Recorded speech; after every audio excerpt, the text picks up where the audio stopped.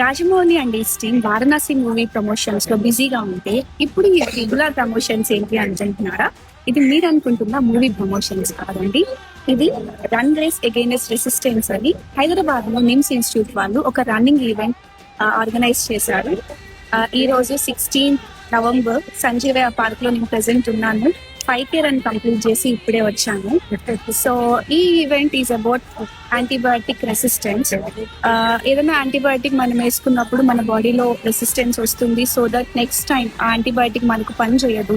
So hire antibiotics తీసుకోవాల్సి వస్తుంది. దానివల్ల ఎక్కువ ఇన్ఫెక్షన్స్ కి గురయ్యే అవకాశం ఉంటుంది.